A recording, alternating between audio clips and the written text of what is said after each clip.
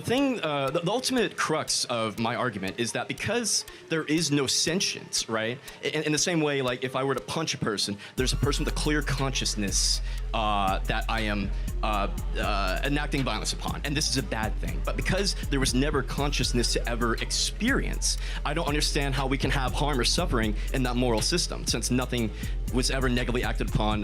Great question. Yeah. If I go under general anesthesia, do you have a right to kill me? You already agreed with me that we need to value the rights of people who are unconscious. You already agreed. No, I know, but if I'm under general anesthesia. Yes, and you're unconscious. Okay, but explain to me the difference between unconsciousness and then the Terry Schiavo case, because people come out of brain dead all the time. You just said it was extremely rare, and also we have very great methods of determining whether someone's going to be in a persistent vegetative state. So we do have the tools to be able to tell when a person is going to come back. I keep going back to this, but is a 6-week-old baby going to stay in a persistent vegetative state? No, but it doesn't have an experience to begin with, and therefore, why is it granted moral consideration? Got it. Because we believe that all human life is equal, regardless of its size, level of development, environment, or its degree of dependency. But then people who say that they would pull the plug on Terry Schiavo are now violating that principle. Abortion remains one of the most divisive topics in American politics, often igniting passionate arguments whenever it is raised. In this particular exchange, the issue surfaces once again, and the atmosphere quickly intensifies. A student who identifies as liberal steps forward to challenge Charlie Kirk, questioning the morality of abortion and attempting to frame the argument through a strictly secular and philosophical lens. At first, the conversation seems straightforward, built around competing moral frameworks. Yet as the back and forth continues, the dialogue takes an unexpected direction. What begins as a test of principles shifts into a deeper clash of perspectives, exposing not only differing views on abortion itself, but also the broader question of how politics, personal belief, and cultural values collide in today's public square. I am a liberal, and I would like to discuss with you the topic of abortion today. I know, yeah, and that's okay. I firmly believe that the pro-life argument is something that is held in good faith, and I used to side with that. But I think from a philosophical background, I don't think it holds a scrutiny, and I'm happy to present my argument for you on that. All right, so before, I would like to establish a few, I'll say foundations that we can probably agree on. So the first argument I'd like to make is that this has to be within a secular framework, which I believe you have said that you can defend from a secular frame. Is that correct? Yes, however, define secular. Not coming from religion, so no appeals to like a divine entity or like objective, like universal rights, for example. Well, can we agree murder is wrong? Yes. Is that an objective truth? Not necessarily, because you could ask the question, wow. Wait, listen, I can answer that. Murder, by definition, is wrong because it is the unjust killing. So you would have to make the argument, is killing objectively wrong, which obviously in cases of self-defense is not. So that is my statement. Was Hitler objectively evil? It depends on who you ask. If you ask a Nazi, he's going to say no. If you ask a Nazi, to me, of course he was, but I'm not a Nazi. Was the Holocaust objectively evil? It depends on who you ask. I hope you can see this is where, I did this for a reason. Mm-hmm. This is where A, secular philosophy leads you, where you're not able to say objectively Holocaust wrong, and B, most abortionists at their core do not believe the Holocaust was objectively wrong. That's not a criticism of you. Sure. That is a fact of philosophical morality. Sure. And I'm not trying to be unfair to you. I know you said you're nervous, but that is the furthest extrapolation of basically secular pro-abortion worldview. I interrupted you, so please continue. But at least we can agree murder is wrong. By definition, it has to be. Okay, well, it actually doesn't have to be. I disagree. Okay, but we said is murder objectively wrong? By its definition, it has to be. Okay. You're gonna have to further educate me on that one. Sure. But easy. you mentioned abortion, so continue. But at least can we agree that for the purpose of this conversation, as you Yes, stated in I Jubilee, will not appeal to Scripture or God's Word or like an objective, Christ our like Lord. moral, like unity or in the universe or anything like that. Well, again, at some point we're going to appeal to some agreed upon moral framework. Yes. Which is the same thing as appealing to religion. But for the purpose of this argument, I will use agreed upon Western morality and bioethics, biology, and reason for the point of this discussion. Excellent, thank you. The second point I would like to ask is I would like to make the statement that we ought to respect and I want to make this statement clear, the wants and desires of the unconscious, such as dead people, sleeping people, comatose people, etc. Would you agree with that statement? Well, what wants does a dead person have? Easy. So, no, I can answer that. So, for example, let's say I have a heart attack right now, but my friends, let's say Charlie, I tell you, I would like to be cremated, right? And let's say you're like, sure, Ethan, I can take care of that. I think that you now have a moral obligation because you have agreed Fair enough, to I got it. But right. actually, the dead person doesn't have the want. It was a wish while you were alive. Yes, I absolutely okay, agree. got it. I absolutely agree. Fine. But I do believe that there is a moral This is compulsion. this is a long wind up. So let's. No, get to it's the- important. I promise you. I promise. But I'm glad we agree on that. Nextly, I want to make the argument that it is not life in of itself that we value, but it is the human experience that we value. No, I don't agree there. Okay. Should we have let? Are you familiar with the Terry Schiavo case? Very. Should we have let her basically be unplugged? Well, it's a question of we. Who is we? The government, society, or the family that made the ultimate decision? It can be any. Well, no, it actually matters. So which we are we talking about? The doctors, the medical professionals, the county, the state of Florida, right? I mean, there's like 9 different layers involved in this. But so let me just educate the audience. The Terry Schiavo case is the most high-profile, quote-unquote, brain-dead case of this modern era. Beautiful young woman goes into basically a coma, and what ensued was a series of lawsuits where some people in the family wanted to keep her on life support, and some people wanted to basically pull the plug. The government intervened. However, someone who is quote-unquote brain dead is actually far more alive than you might realize. Did you know that someone that is brain dead, a woman for example, she still goes through her menstrual cycle? So if a woman is brain dead, how is she still menstruating and ovulating? Maybe we are more than just our brain activity. Maybe there's a lot that happens in our being beyond just what we can detect on a SPECT scan. Secondly, a brain dead person, because I understand where you're going towards this. Sure. A brain dead individual, quote unquote brain dead, there have been instances, albeit very rare, where people that have no detectable brain activity actually come out of that and they have full consciousness. Very, very rare, but those are documented cases. Did you know that someone that is brain dead, if you happen to, let's just say, put a knife in their knee, their norepinephrine and their adrenaline increases, even though they are brain dead, their immediate adrenaline response goes up. And so what you consider as brain dead, they're actually very much alive. Let me make one final point. To the menstruation part, a brain dead woman can get pregnant and deliver a child. She's not dead, it's just that her brain waves have decreased significantly. May I respond? Right from the start, the student makes an effort to control the ground rules of the debate. He insists that religion should be kept out of the discussion. No references to faith. No appeals to divine authority. Only arguments rooted in secular logic. It's a familiar tactic often seen in campus debates. Define the boundaries of the discussion before it even begins, hoping to tilt the balance in one direction. But once the conversation moves forward, cracks begin to appear. Even when confined to a purely non-religious framework, the reasoning doesn't hold together as neatly as the student intended. Contradictions slip into the argument, raising questions that cannot be easily explained away. And it's in those moments of tension that the debate takes on a sharper, more revealing edge. Excellent. So there is a lot to unpack there, and because there's so much, and we only have so much time, I'm going to address the first thing that you said between who is we, and to that I would probably, I'm not going to make a hard standing on this, but at least at a first thought, I would argue that it is between the loved ones of Terry Schiavo and the doctors who are taking care of them. I think that's a question that's between the person who is injured, the people taking care of them, and the doctors. Let's fast forward this to abortion, and I can kind of cut to the essence of it. When does life begin? Conception. Oh, it does begin at conception. I agree. Okay. So Yes. then, should every life be protected post-conception?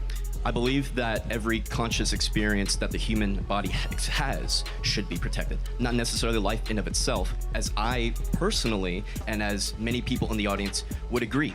If I became brain dead, if I or you became brain dead, and there was no chance of you ever waking up, you probably would want them to pull the plug. And if you disagree, that's okay. But I don't think that's the case. Hold on, but a held by most people. 4-week-old baby left uninterrupted and properly nourished does wake up and have full consciousness and brain Correct. waves. Correct. So it's a completely different thing. You're talking about someone that has very little likelihood of brain activity reemerging versus a unborn baby in utero who inevitably will almost certainly have brain activity. So interrupting one actually prevents the development of consciousness, where interrupting the other actually does not. May I respond?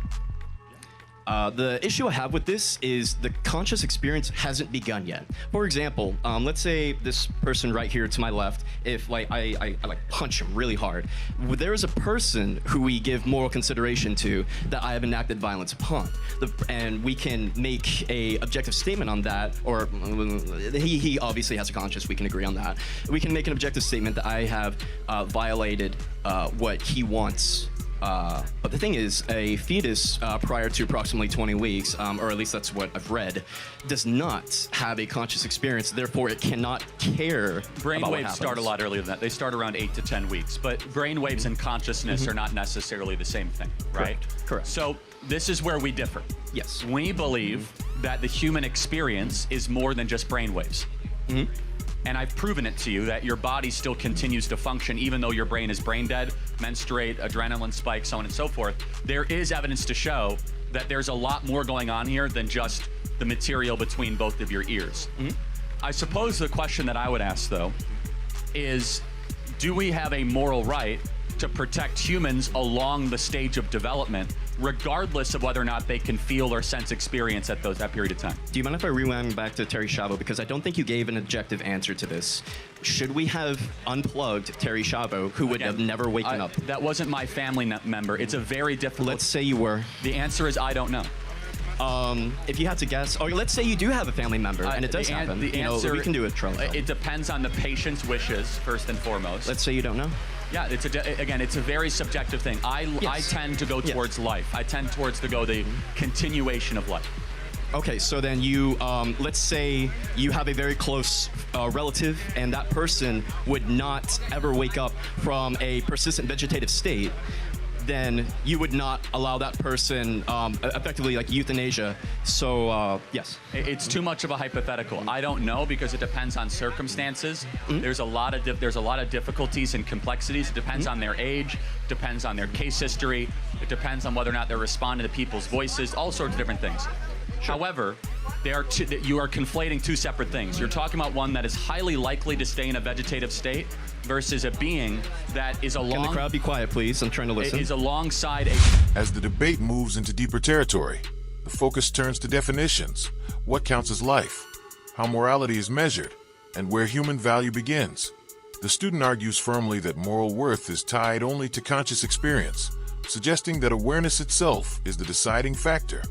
Charlie challenges that framework head-on, pointing to real-world examples such as patients who have lost brain function but are still recognized as human beings, as well as unborn children who are developing but not yet fully conscious. These comparisons expose weaknesses in the student standard, raising questions about consistency. That it's at this point that the argument begins to strain.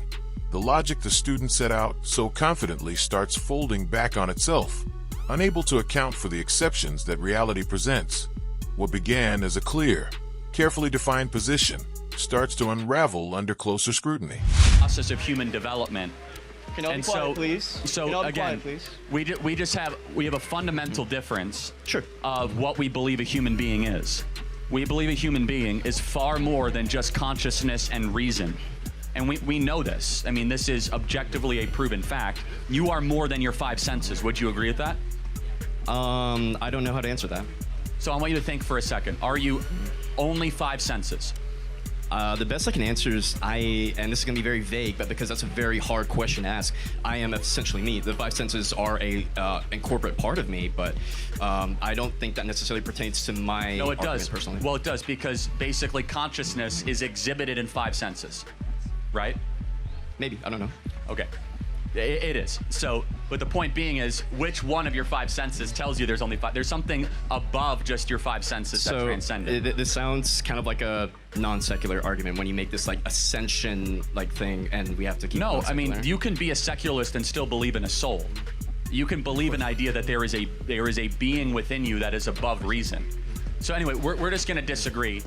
Let me ask you just one final question. Oh, wait, because I'm approaching you, can I ask? Yeah, sure. I mean, it has been a little. Yeah, sure. Sure. Given you, fair But enough. the thing, the ultimate crux of my argument is that because there is no sentience, right? In the same way, like if I were to punch a person, there's a person with a clear consciousness that I am enacting violence upon, and this is a bad thing. But because there was never consciousness to ever experience, I don't understand how we can have harm or suffering in that moral system, since nothing was ever negatively acted upon. Great question. Yeah. If I go under general anesthesia, do you have a right to kill me? You already agreed with me that we need to value the rights of people who are unconscious. You already agreed. No, I know, but if I'm under general anesthesia. Yes, and you're unconscious. Okay, so but explain to me the difference between unconsciousness and then the Terry Schiavo case, because people come out of brain dead all the time. You just said it was extremely rare, and also we acknowledge have very great methods of determining whether someone's going to be in a persistent vegetative state. So we do have the tools to be able to tell when a person is going to come back. I keep going back to this, but is a 6-week-old baby going to stay in a persistent vegetative state? No, but it doesn't have an experience to begin with, and therefore, why is it granted moral consideration? Got it. Because we believe that all human life is equal, regardless of its size, level of development, environment, or its degree of dependency. But then people who say that they would pull the plug on Terry Schiavo are now violating that principle, no? Not necessarily. Again, the Schiavo case has a lot more complexities. And again, to conflate a brain-dead individual with a fetus that is struggling to develop and alive, or a baby, they're two completely different things. No, yeah, you're right, and that's why one has an they entire are life different. ahead of it. So no. Does not. So I'm sorry, I'm getting excited. The thing with Terry Schiavo is that she would never have a human experience whatsoever ever again. I do want to get to the next question, but let me just ask one final thing. Would you like to see less abortions in America? It depends on the context. Okay. Yeah. As long as no moral harm is done to a person that we give Are you moral glad you were consideration not aborted? to. If I was aborted, I wouldn't care. Because you wouldn't exist. You wouldn't care, and that's a fact. Okay. We have a big difference of opinion. The final thing I'll say is this: we believe that life is a gift and an amazing thing, and to deprive another being of life is you then using basically your incumbent power structure to interrupt somebody else from being able to flourish and prosper, which we consider to be the apex of immorality. Let's step back and review what just happened. The student walked in confident, hoping to frame abortion as defensible on purely secular, philosophical grounds. He tried to set the terms of engagement early. No religion, no divine appeals, just reason. His case leaned on two pillars. First, that morality is subjective, and second, that only conscious awareness grants moral worth. But as soon as Charlie began pressing for definitions, the cracks showed. The first major stumble came when the student used the Holocaust as an example of subjective morality. According to his logic, whether or not genocide was evil depended on who you asked. That's a dangerous concession. Once you allow morality to be relative, you lose the ability to condemn any atrocity, past or present. Charlie seized on that weakness, showing why abandoning objective standards of right and wrong is a slippery slope. The second pillar, consciousness as the only marker of value, collapsed just as quickly. Charlie pointed to brain-injured patients, people under anesthesia, and those in temporary comas. If awareness alone determines whether life deserves protection, then civilized society would have no basis for protecting those people. That's a conclusion everyone instinctively rejects, and it exposed how shallow the student's framework really was. The abortion debate isn't only about philosophy. It's about biology and responsibility. A fetus isn't in stasis like a patient in a persistent vegetative state. It's on a clear trajectory toward growth and awareness. To end that process is not neutral. It's an interruption of life in motion. And when Charlie brought up the anesthesia example, the debate reached its breaking point. The student hesitated because his own reasoning demanded a conclusion that no one is willing to defend. From there, Charlie shifted the focus to responsibility and lived experience. He reminded the audience that abortion isn't just a clinical decision. It carries emotional, physical, and moral weight, regret, sadness, even grief, felt by many women afterward. That's not a talking point. That's reality. And it's why society needs clear, consistent standards about the value of life. From a debate standpoint, the dynamic was revealing. The student tried to stay in abstraction, circling definitions and thought experiments.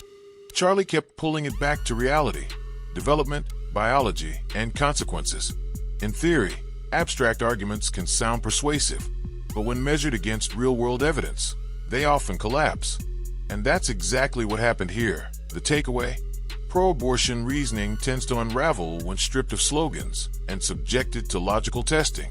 When consciousness alone becomes the standard of worth, the argument leads to absurd and indefensible conclusions, excusing genocide, justifying killing under anesthesia, and equating unborn children with the permanently brain dead. No serious person wants to own those outcomes, but that's why debates like this matter. They force ideas into the open. They expose contradictions. They sharpen our own reasoning. And in the process, they remind us of something crucial. Truth stands up to scrutiny, while half-built arguments collapse under pressure. At the end of the day, defending life, at every stage, for every person, remains the stronger, clearer, and more hopeful position. If you found this breakdown valuable, don't forget to like this video, subscribe for more, and share your perspective in the comments below. We'll see you in the next one.